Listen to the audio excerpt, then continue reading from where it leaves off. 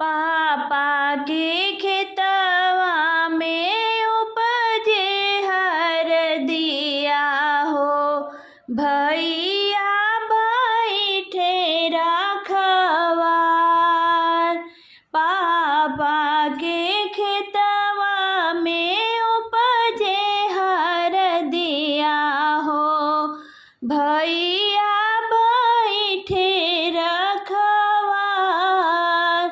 पापा के अगवा हो झंखेली मामी, अब बेटी भैली सयान।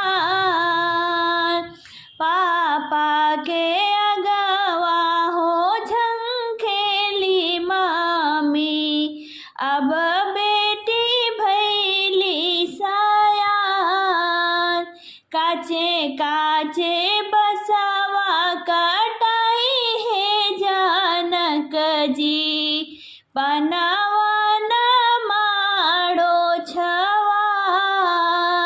काचे काचे बसवा कटाई है जानक जी, पनवन माड़ो छवाय।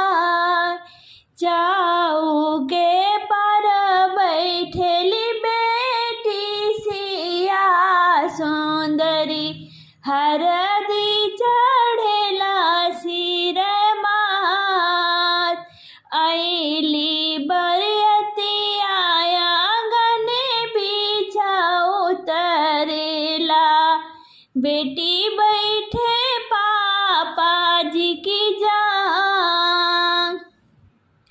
चौके पर बैठेली बेटी सिया सुंदरी, हरदी चढ़ेला सिर मात।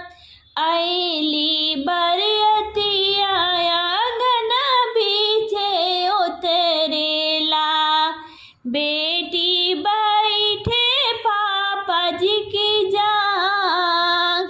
आमाहे रोवेले भिगलाया चरवा हो, पापा भी रोवेले भिंगे सिर पाक।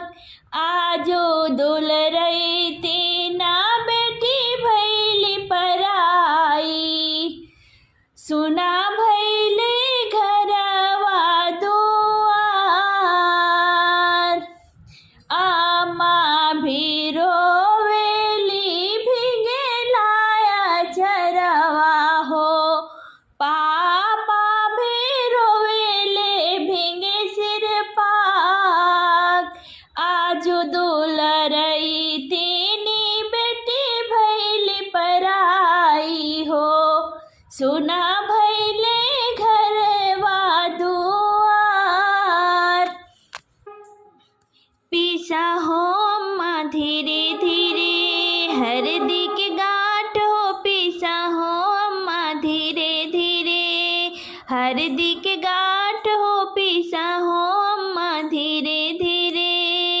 पहिला हरदिया अम्मा पंडित जी चढ़ाइए हो, पहिला हरदिया अम्मा पंडित जी चढ़ाई है हो। तब तो चढ़ैया है अम्मा, तब तो चढ़ैया है अम्मा, पापा जी के साथ हो पीसा हो भाभी धीरे धीरे। हरदी के घाट हो पीसा हो भाभी धीरे धीरे, हरदी के घाट हो पीसा हो भाभी धीरे धीरे। दूसरा हरदिया भाभी पापा जी चढ़ाई है हो, दूसरा हरदिया भाभी पापा जी चढ़ाई है हो। तब तो चढ़ैया भाभी, तब तो चढ़ैया भाभी, भैया जी के साथ हो पीसा हो दीदी धीरे धीरे। हरदी के गांठ हो पीसा हो दीदी धीरे धीरे। तीसरा हरदिया दीदी भैया जी चढ़ाई है हो, तीसरा हरदिया दीदी भैया जी चढ़ाई है हो।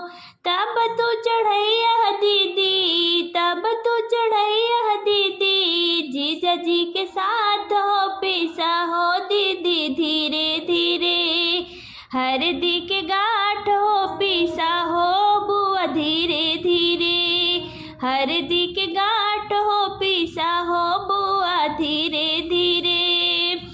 तीसरा हरदिया बुआ जीजा जी चढ़ाई है हो, तीसरा हरदिया बुआ जीजा जी चढ़ाई है हो। तब तू चढ़ैया बुआ, तब तू चढ़ैया बुआ, फूफा जी के साथ हो पीसा हो बुआ धीरे धीरे। हरदी के गाँठ हो पीसा हो चाची धीरे धीरे, हरदी के गाँठ हो पीसा हो चाची धीरे धीरे। चौथा हरदिया, चौथा हरदिया बुआ मामी जी चढ़ाई है, चौथा हरदिया बुआ मामी जी चढ़ाई है। तब तू चढ़ैया मामी, तब तू चढ़ैया मामी, मामा जी के साथ हो पीसा हो चाची धीरे धीरे। हरदी के गाँठ हो पीसा हो चाची धीरे धीरे।